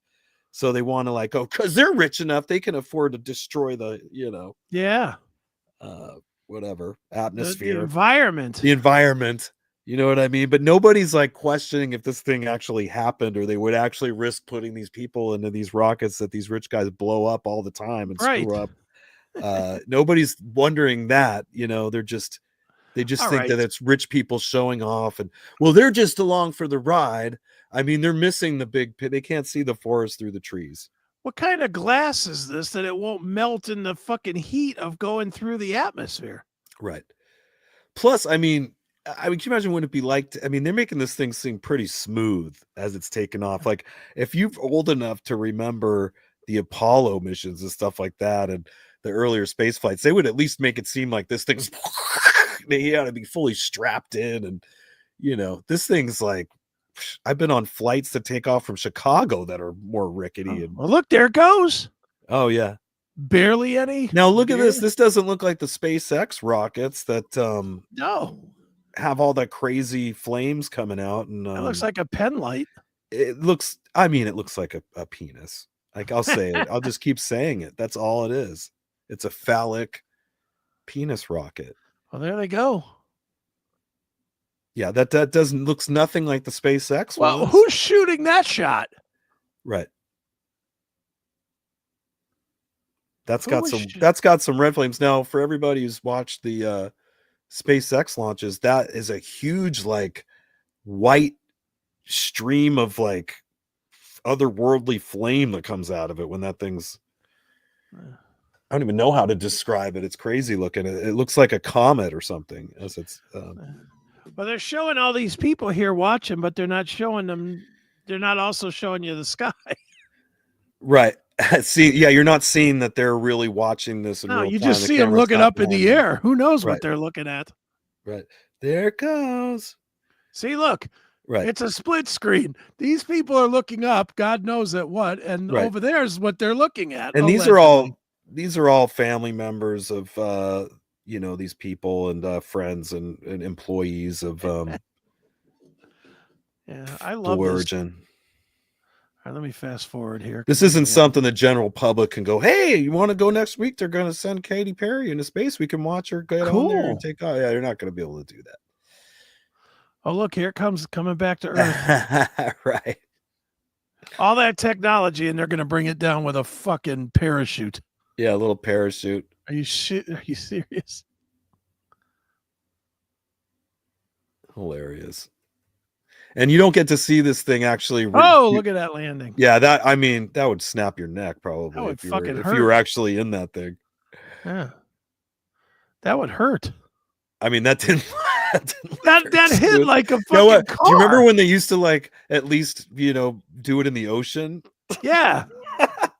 Now Like, just what happened to hitting it that? on the They go, ground. nah, you can just drop it right in the desert, man. Doesn't hurt. Yeah, none of us have been in a car accident. That does not look real. None of us have been in a car accident to know what that kind of an impact would do. Yeah, right. That was like a video game right there. The graphics don't look very good on that. Yeah. That looks very CGI. It's Red Dead Redemption 3. Yeah. This looks like the little videos they show when you're in between playing on a video game and they show something. That looks shitty. Yeah, this is just dumb looking. Yeah. Let's fast forward a little bit. I don't believe for a second that they were on that thing when it just thumped down into the ground. Look, there's no dirt on it or anything. It's clean. The windows are totally clean. Did you see? It was like an atomic cloud when that thing hit the ground. No helicopters, no cameras, nothing, dude, bro. Yeah, see? Everything is fake. There is no one in the desert to hear you scream. There's that too. Let's fast forward a little more. Yeah, this wouldn't be anywhere where normal people would be allowed to be and check out. Well, we're just gonna drive CIA, up on them. CIA guys. We'll just drive up on them here, see what's up. Right. Oh, they're out now. Look at that. No, that's the actual. Oh, who are we looking at? That was a helicopter pilot that was just I filming. don't know who these guys are. They're still. This is stuck in so here. goofy to me. This is dumb. really. All right, fast forward it a little. We don't got all night. Here they come. There we come. Get the hair. Is the hair good? Got it. Oh, this is so silly. No bump at all. Nobody took a hard shot. The fact that I mean, as far as I know, even like the SR-71, you need like oxygen and like you got the helmets and stuff. It's like you're going to space just being in an SR-71. All right. Let's kiss the ground. Yeah. We've been gone 12 Gross. minutes. Oh, come on. Yeah, she's been gone 12 minutes and she acts like she's been in deep space hibernation for the last 40 years. She acts like them other ones that allegedly were in the thing for 7 months or whatever. The outfits on these women are hilarious. I mean, they're totally form-fitting and well, you could probably buy them now for yourself on Amazon. Blue Origin chick outfit. It honestly, it looks like the late 1970s outfits you'd see on like Charlie's Angels or something. I'm just looking right now. Blue Origin jumpsuit.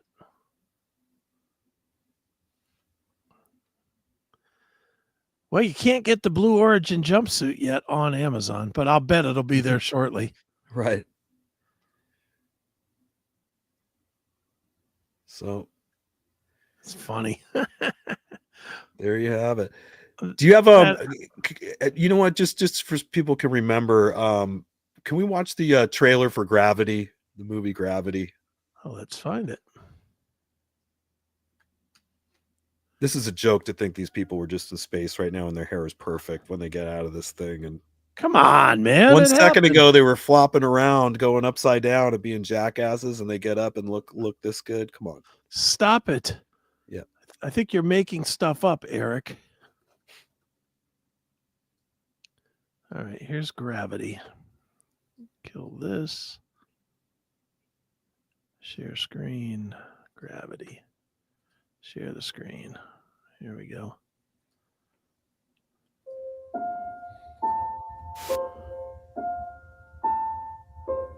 Beautiful, don't you think? What? it's from 2013, Chris. Oh, look at that. Terrific.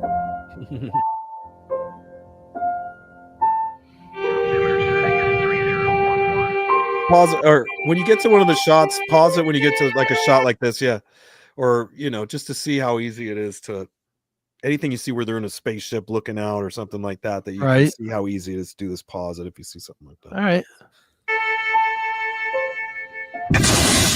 Oh no! Oh no! Houston, Dr. Stone is off structure. Listen to my voice. You need to phone. I'm losing visual of you. I'm spinning. Can't breathe. Grab a hole. Grab anything. What do I do? What do I do? No.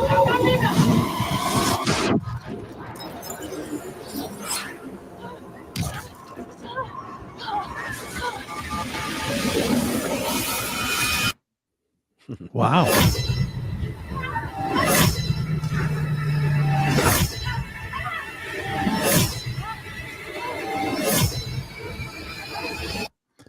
Doesn't Nice, look man. any. It doesn't look any more crazy than Let's watch. Sorry, one more trailer. Interstellar. Interstellar. All right. Yeah. But and these are older movies too. This is like already, 12, 13 years old. And it's no big deal to do these shots where you see Earth in the background. Little late, Coop. Right. Yeah, we had a flash. It's an Indian surveillance drone. Solar cells power an entire farm. What'd you do, Murph? She didn't do nothing. What's this bullshit? I don't know. Okay, get to some space shit. We didn't.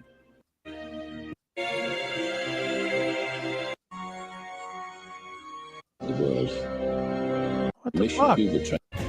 Is there no space in that one? There you go.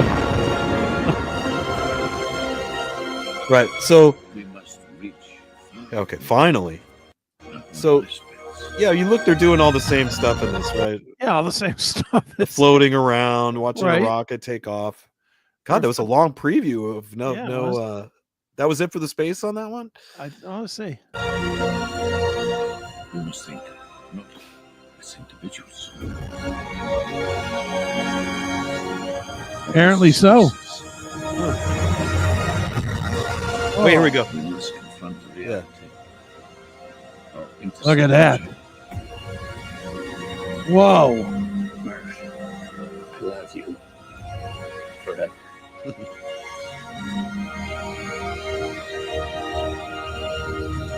So even he's got a space helmet on, Chris.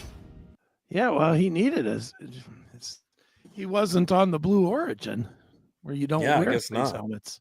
I guess not. But those shots, I guess I was hoping for better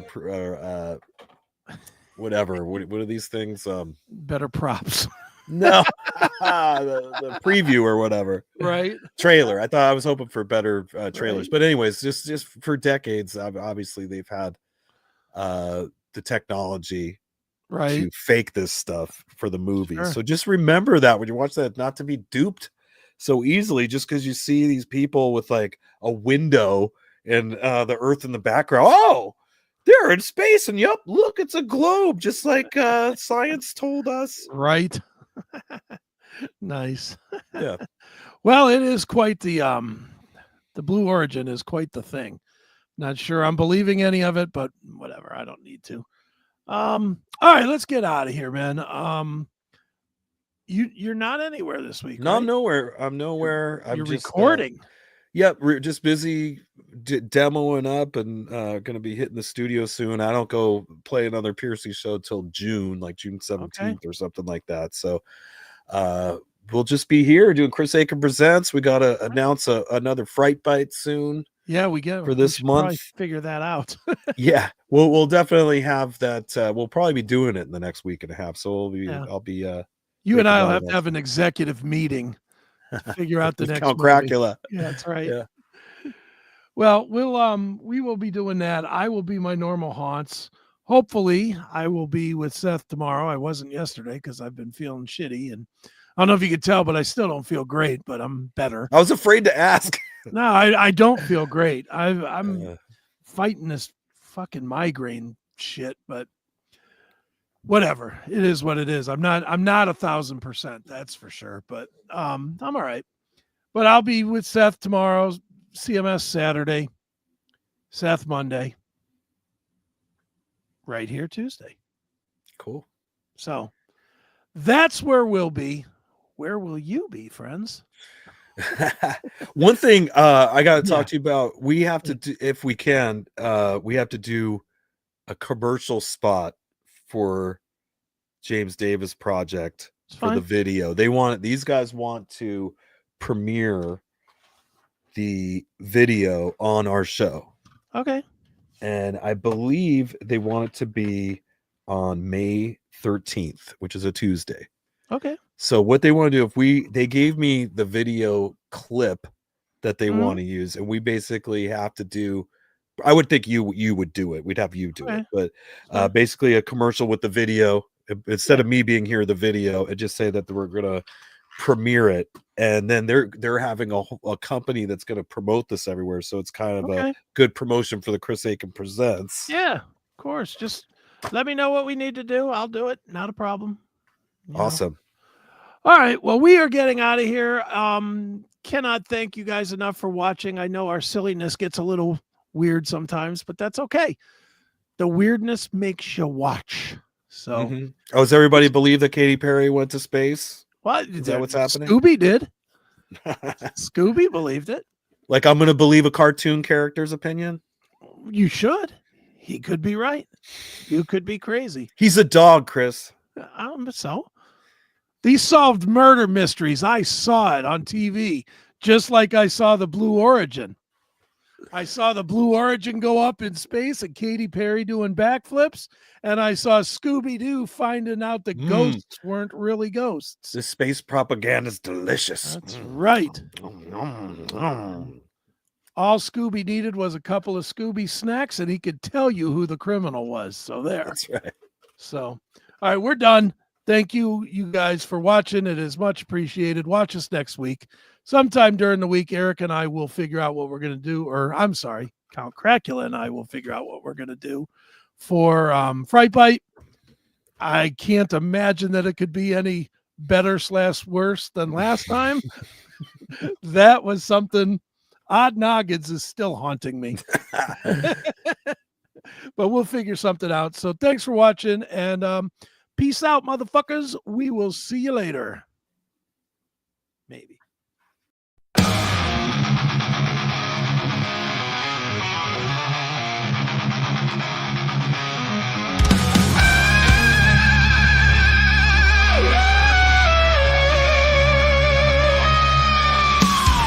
Erik with his mohawks fighting wild. Beach lives in West, living like a child. Chris ate those crickets that he's in hell. Dreams of bacon and cheese, now